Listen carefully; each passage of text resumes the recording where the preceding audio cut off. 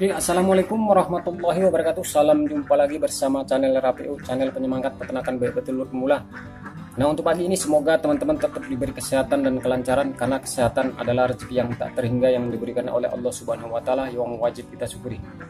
Nah, untuk hari ini kita tetap sharing seputar peternakan bebek petelur kembali. Intinya nggak bosan untuk berbagi ilmu ataupun bertukar pikiran dalam bidang peternakan bebek petelur.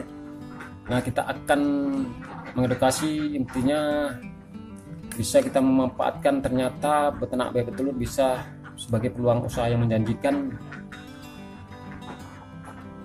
Nanti kita sharing untuk masalah di kenapa bebek telur bisa menjadi peluang yang menjanjikan. Mari kita simak videonya. Oke, salam jumpa lagi bersama channel RAPU, channel penyemangat peternakan bebek telur pemula. Nah, untuk pagi ini semoga teman-teman tetap diberi kesehatan dan kelancaran, karena kesehatan adalah rezeki yang tak terhingga yang diberikan oleh Allah Subhanahu wa taala. Nah, untuk pagi ini kita tetap sharing dan kita masih menjalankan ibadah puasa. Insya Allah sekitar kurang lebih seminggu kita udah sampai di ujung puasa dan kita akan menuju hari raya Idul Fitri. Nah, kita akan membahas kembali seputar peternakan bebek telur kembali. Intinya nggak bosan untuk berbagi ilmu ataupun bertukar pendapat. Intinya segala sesuatu apa yang kita lakukan bernilai positif.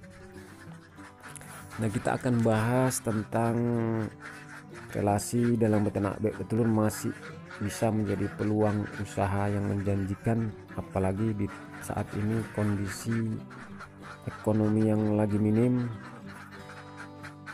Di tahun 2023 ini insya Allah kita bisa memulai usaha dengan cara beternak bebek telur.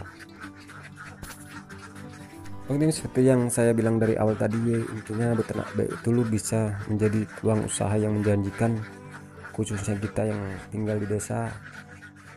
Alangkah bagusnya kita memanfaatkan lahan yang ada di belakang rumah kita lah gunakan untuk berwirausaha dengan cara beternak bebek telur.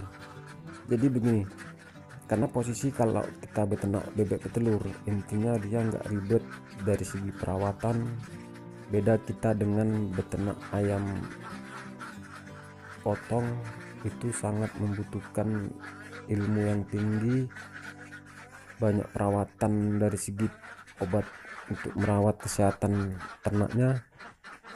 Sedangkan kalau untuk bebek telur, khususnya kalau kita para pemula, itu hanya bisa memulai dengan cara yang mudah, yaitu menyiapkan kandang dan aturan pakan yang tepat.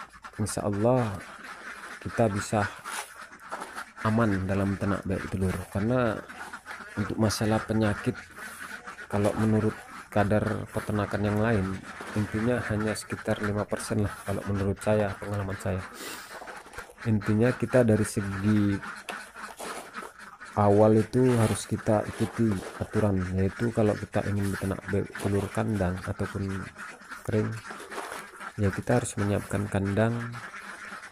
Terus dari segi posisi kandang itu harus jauh dari lingkungan, harus jauh dari lokasi ramai. Intinya ya, kurang lebih jarak-jarak lah kisaran 50 meter dari jalan pun bisa kita bikin kandang.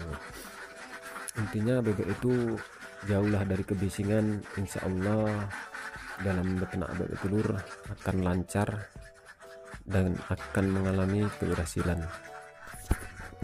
Jadi kenapa saya bilang beternak bebek telur sebagai peluang usaha yang menjanjikan? Karena untuk kita masyarakat awam yang ada tinggal di desa, kebutuhan sehari-hari yang sangat mendesak. Alangkah bagusnya ini bisa untuk membantu perekonomian hari-hari kita. Karena dengan beternak bebek telur, untuk hasil bisa kita kutip setiap hari. Kita tiap hari bisa memanen telur dari hasil peternakan kita. Jadi kalau kita, khususnya kita masyarakat awam, orang desa, sekecil apapun modal masih bisa kita lakukan. Beda kita dengan ternak-ternak yang sejenis skala besar, sistem kita jual sistem daging, itu modalnya harus besar dan banyak menanggung resiko.